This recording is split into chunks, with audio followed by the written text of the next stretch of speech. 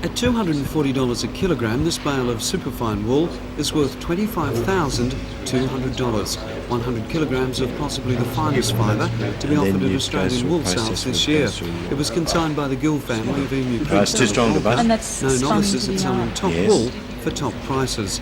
In 1951, they became the first to pass the old 300 pence per pound mark.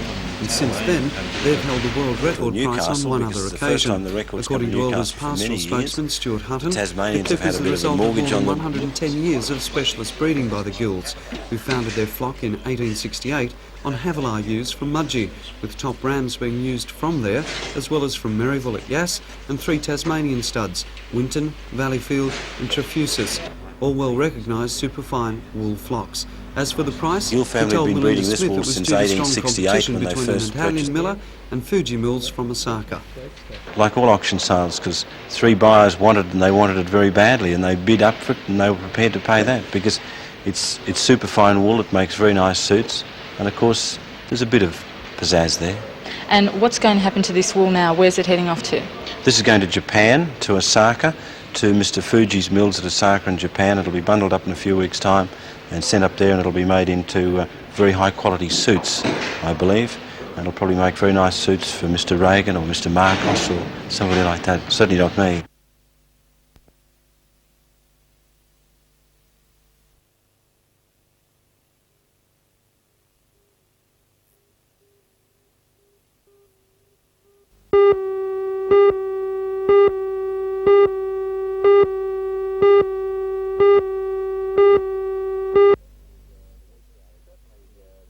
Certainly the wheat growers are they're suffering a squeeze between what they earn and what it costs them, and of course we're a big impost on the farmer.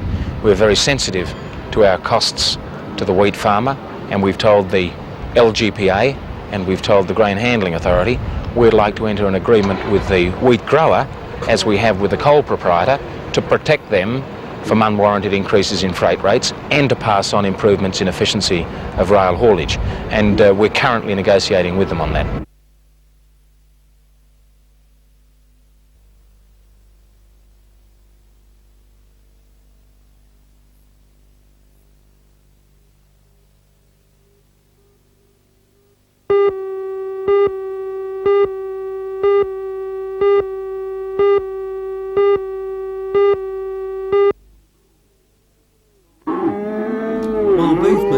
Better performing rural industries at the moment, there's still very little room for complacency. The pressure is firmly on producers to get maximum returns per beast and per hectare. Looking around the Dungog sale yards, it was fairly obvious by the variety of breeds, the number of crossbreds and the quality of the cattle that a progressive approach to beef growing is strong in the area. The very attentive gallery of producers also illustrated that there's a keenness in this part of the bush to find out the best and most profitable way of putting top quality beef on the dinner tables of not only Australia but also the world. Hoof and hook competitions are important to beef producers for a number of reasons. It allows them the chance to find out how their breeding programs are progressing compared with those of their neighbours. It also keeps them in touch with consumer trends and wants. What the judge looks for today is a beast that you'd like to have on your table tomorrow. 173 head were assessed by the judges, one of whom was Manning District Beef Cattle Officer Tony Gouger. If we're looking for fat cattle in fat cattle classes, the good growth for age, good muscling, and particularly along the top line and down through the hind quarter, and an ideal amount of finish. Some of the cattle we've found to be a little bit over fat, and some have been underdone, but fortunately we've found cattle right throughout all the classes that have measured up pretty well in growth for age, and some well muscled cattle and some that are showing the ideal amount of finish. At the moment there's a trend within the industry towards a larger, leaner, smoother muscled animal, and hoof and hook shows play a major role along with stud beef shows in getting that message across to producers.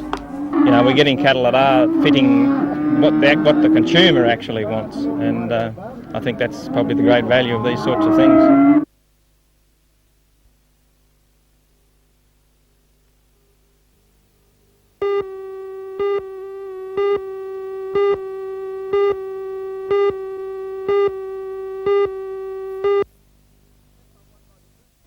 Cessnock won by the boot of firstly Mick Schofield, who only played the first half because of injury, then of Boyd Davies, who also kicked 3 goals after the break. West scored 2 tries to 1, with the gem of the match to rep halfback Craig Higgins, who bounced back to his best form today. David Woodbury got the Goannas try after some fine skills in running, leaving the West defence in tatters. Newcomer Steve Power made his mark in first grade for the first time, with good backing up for a 4-pointer. West veteran Johnny Hulbert, with 200 games behind him, could only kick 2 from 6, and it cost them dearly.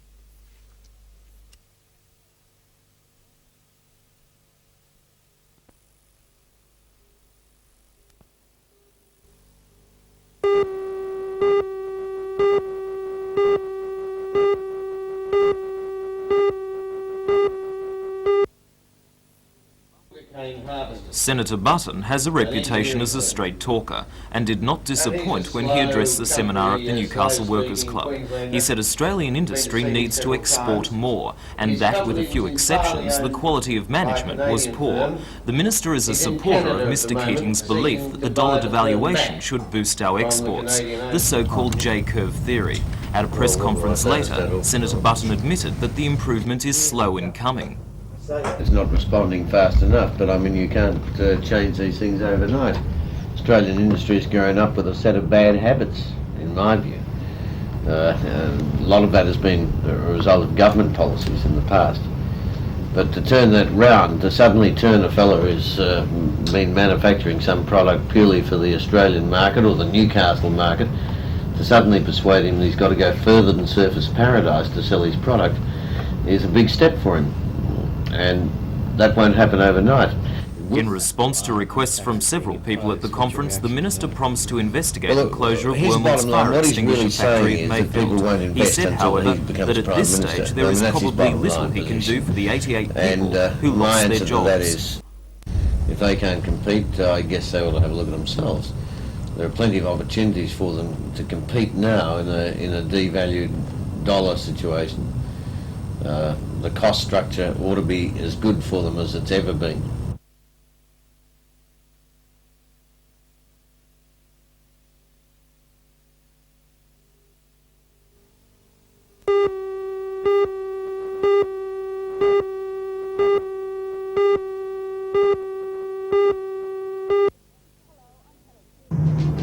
Hello, I'm Helen Hughes. The Curry Chamber of Commerce says the federal government's proposed fringe benefits tax will force many small businesses here to close. The Chamber also says unemployment in the town is set to worsen as a result of the tax. Join Ray Deneen and Anna Manzoni for all the news tonight at 6.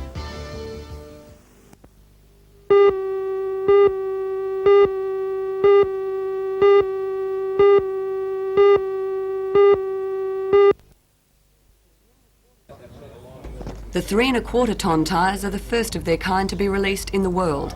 Manufactured in the United States by Goodyear, they have been fitted to the new Euclid 190 tonne rear dump truck. The first truck in a fleet of 9 has arrived at Mount Thorley. It will carry a payload of 190 US tonnes, 20 tonnes more than its predecessor. And according to designers, it's the new tyres which have made the truck's construction possible. Well, it's a radial ply tyre. It's basically just an enormous car tyre. It's a unisteel. It has one ply, runs all the way around from one bead to the other, 6 layers of belts in the tread, 11 foot 3 inches tall, and this is the first one in Australia, in fact in the world.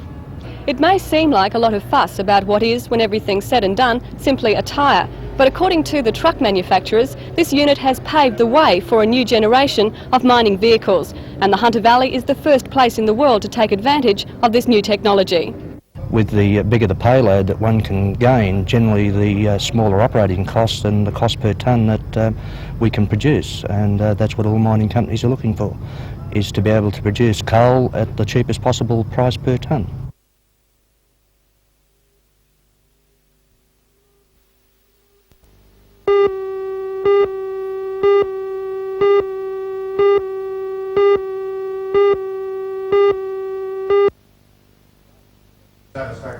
The argument over the route of the F3 centres on 3 alternatives. The original planned route passing to the west of Barnsley and to the east of West Wallsend. The present route passing to the southeastern corner of Barnsley and a third route to the west of West Wallsend. The original route was abandoned when mining companies complained that it would prevent the mining of major coal reserves. The main purpose of the meeting was to give council members details of the three alternatives so that council can make a submission to the environmental impact statement now being prepared.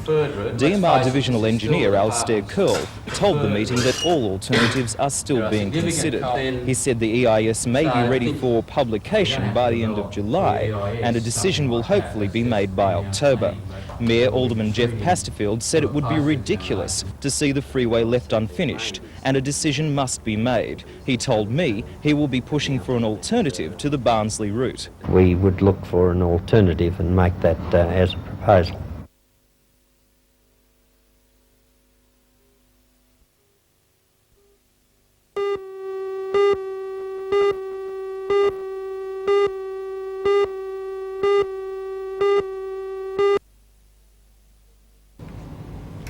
Business was brisk at the blood donor mobile at the New Val No. 2 colliery today. The blood bank is preparing for a long weekend, which always places an extra strain on supplies. However, the real need at the blood bank is, and pardon the pun, an infusion of new blood. The Hunter region needs 500 donations of blood each week to stay self-supporting. But in recent months, the reserve list of regular donors has dwindled. Giving blood is a quick and painless procedure, and in return, donors have their own blood quality and blood pressure checked. The donor mobile will be at Garden City on Friday, or donors can call at the Watt Street Blood Bank on any weekday.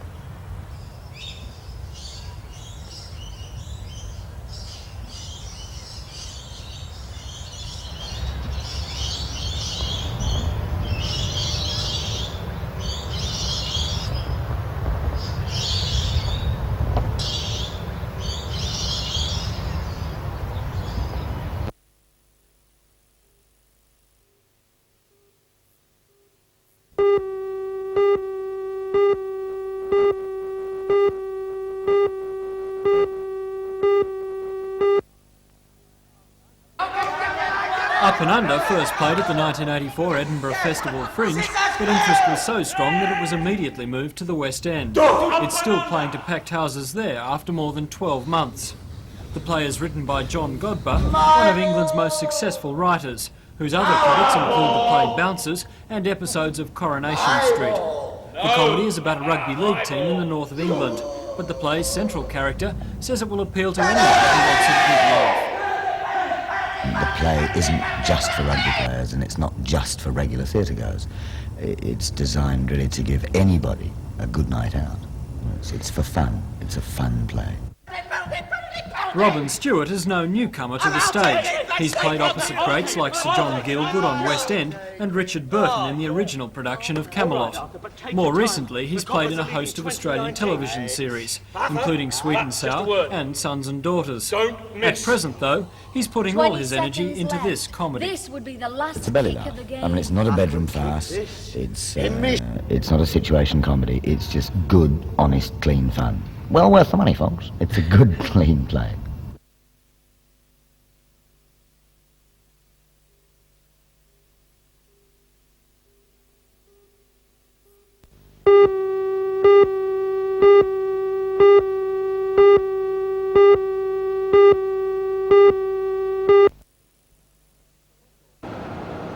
The vessel has been on long-term bareboat charter to BHP from a Japanese and American company based in Bermuda. This means that BHP has manned, maintained and run it for the last 13 years of her 20-year career. When built in Japan in 1967, the Iron Sirius at 107,400 deadweight tons was the largest bulk carrier of her type. BHP has used the vessel on the ore trade from the northwest of the continent, Port Hedland, to the steel centres of Port Kembla and Newcastle, and just lately on the company's own coal freight run to Japan. and it's in that capacity that she'll make her final voyage. After discharging her load, the Iron Sirius will be decommissioned and scrapped. Just when that last trip will commence is unknown. A strike by the Cranes branch of the Waterside Workers Federation and another by the WWF at the Kooragang loader itself today have meant delay. But BHP's Transport Division hopes she'll be gone by the weekend. The Iron Sirius is being replaced by new vessels coming into service, particularly the Iron Kembla, which made her maiden voyage a few weeks ago. BHP's Transport Division says it's proud to have been able to keep the Iron Sirius working for so long. 20 years is a long time for a vessel of this type, but from the look of her now, there'll be no regrets at her demise.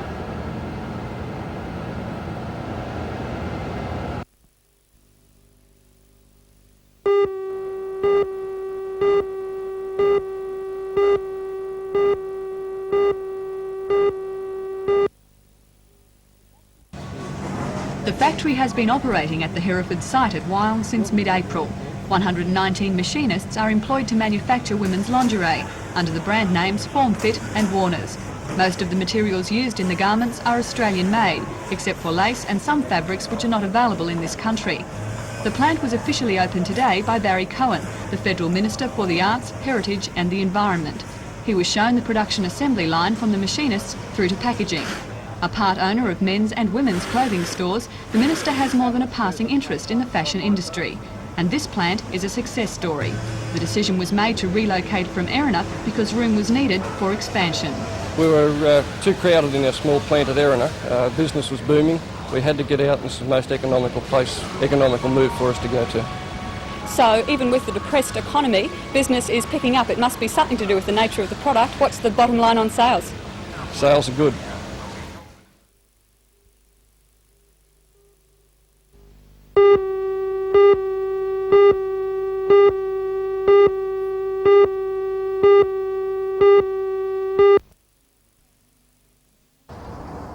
Nestling on the southern end of Brisbane Water, Woy Woy's picturesque setting, busy retail centre yet tranquil lifestyle has long attracted people looking for a place to retire. So much so, Woy Woy now has the highest ratio of elderly residents in the state. It's long been recognised that there's a special need for services for the elderly, in particular nursing homes. A committee was formed in the town several years ago for this purpose, made up of representatives from the Progress Association, Woy Woy and Gosford Hospitals and other interested parties. The committee found a site, a block of land adjacent to Woy Woy Hospital, and raised more than $400,000. Last June it received approval in principle from the state government to build the home. However, a second group also vied for the permit, Moran Management's Proprietary Limited. They lodged an appeal in November last year against the minister's decision. Successive adjournments have caused, in the committee's eyes, unnecessary delays. It's delayed us dreadfully. We had hoped to be building by now. We've been proceeding with plans and getting approval from the Health Department, but the difficulty is that a building like ours is subsidised. The Commonwealth won't subsidise until the appeal is out of the way, and so until it's disposed of we can do nothing.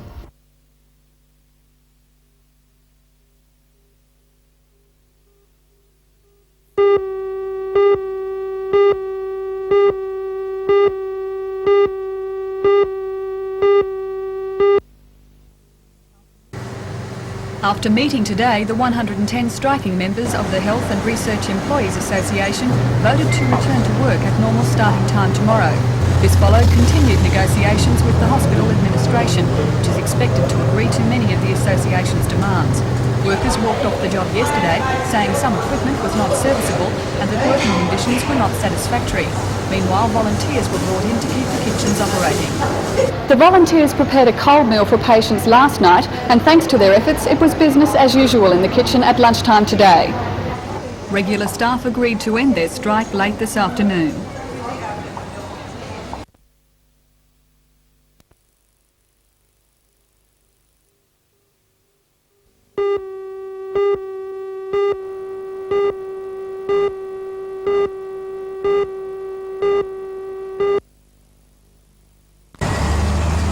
Walton's store on the corner of Banfield and Church Streets in the heart of Maitland replaces the familiar premises in High Street. It's been designed to complement the colonial feel of the area, but the differences are more than cosmetic. For a start, the new store has twice the floor space of the old, and more importantly in Maitland, its own car park for 42 vehicles. Inside, Waltons have adopted a Vogue style, pastel colours, diffused lighting, and the best of carpets and fittings. Like competitors David Jones and Grace Brothers, Waltons is lifting its image without, it says, lifting its price tag. We've tried to achieve here a modern, ultra-modern store with keeping in the environment of Maitland, in the colonial style of Maitland, and we believe we've come up with the ideal store, the homemaker store.